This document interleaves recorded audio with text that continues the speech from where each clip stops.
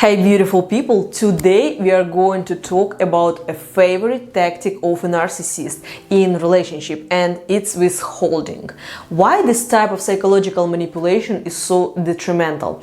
Because in comparison with neglect or the silent treatment, where a person simply refuses to talk, withholding involves a facade of communication, but it is impossible to reach any agreement, and you all the time feel a bit flawed, like you misunderstood something, essentially putting the responsibility for their behavior on yourself. My name is Darina and I'm doing my psychology postgrad in Australia. Let's get started. When we can see this manipulation?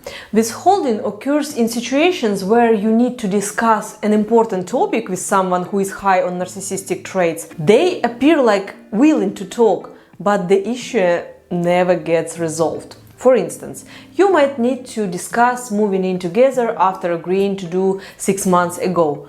But now the time has come and nothing has changed. You try to address it, but the person just responds with humor, mentioning that you just not very patient, starting to make jokes around you having no patience, and so on. Also, they can say things like, oh babe, we have a love like no other, why we need to discuss these trivial things now?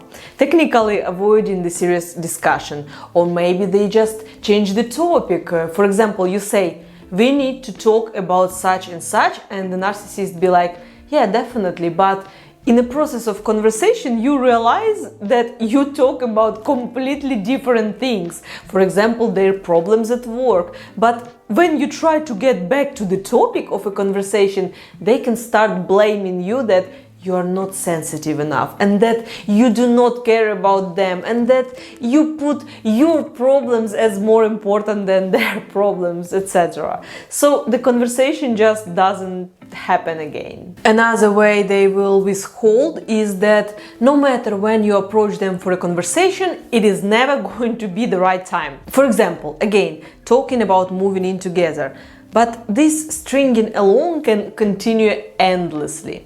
How this can look in a practice? Hey babe, can we talk about moving in together?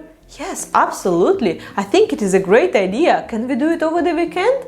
And then the weekend comes and they say, look, I'm just feeling a bit overwhelmed after the whole week of working. I just want to do nothing. Think about nothing and have an easy, chilled weekend. Let's talk next week.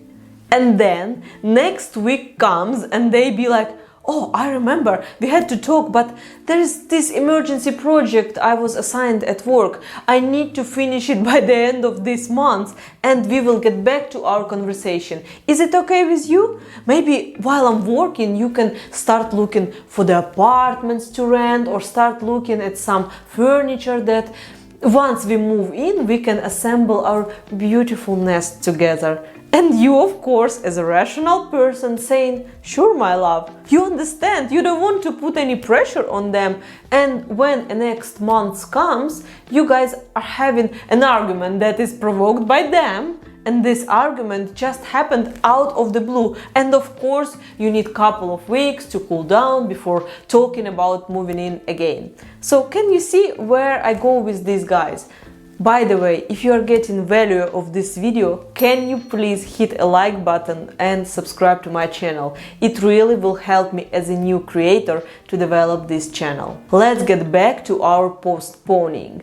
This can continue for years, and I'm not exaggerating. It's like a carrot that is hanged in front of a donkey, and the donkey keeps walking and walking but never can reach this carrot, even though it can clearly see it. By the way, for those who still believes that all those postponing and reasons for postponing this conversation are legit, think about this for a second.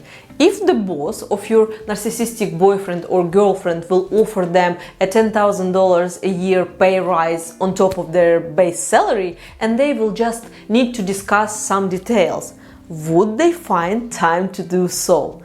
This is a rhetorical question, of course, as we all know the answer. Moreover, I'm pretty sure they would cancel some of their plans to make this happen.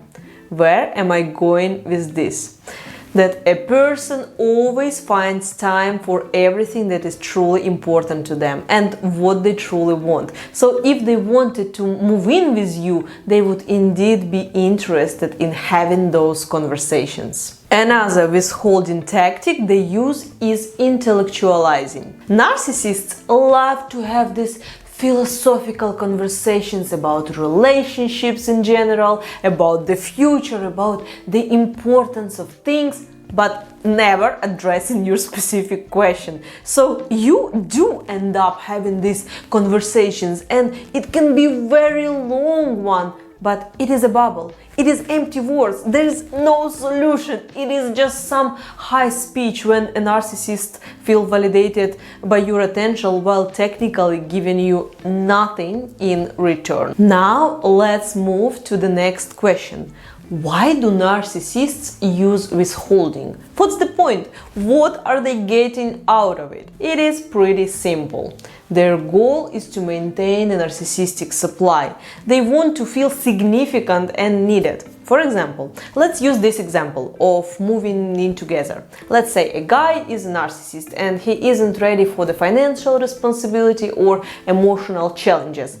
Admitting this would risk losing you because you can be like, fine, I'm not ready to wait any longer, I want a family, so I will go and find someone else. And you are his source of validation, so by keeping the issue unresolved, you keep chasing him for answers, making him feel important and making him feel needed. And here is even a little bonus for him.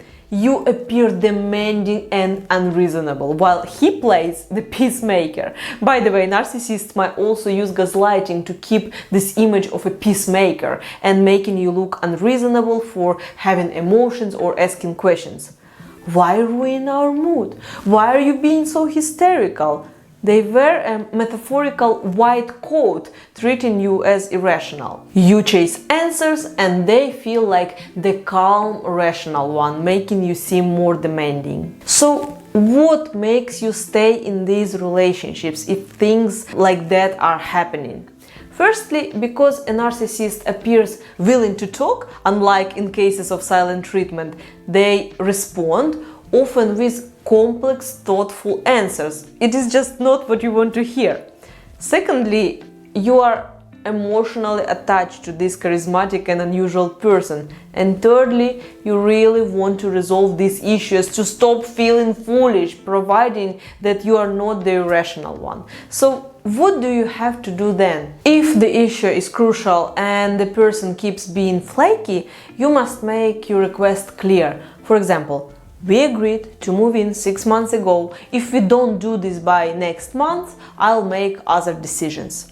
Sometimes people with narcissistic traits but not full-blown narcissism can be prompt to resolve issues if put a little bit under pressure. But if despite setting clear terms and nothing changes, accept that this person is incapable of genuine agreements.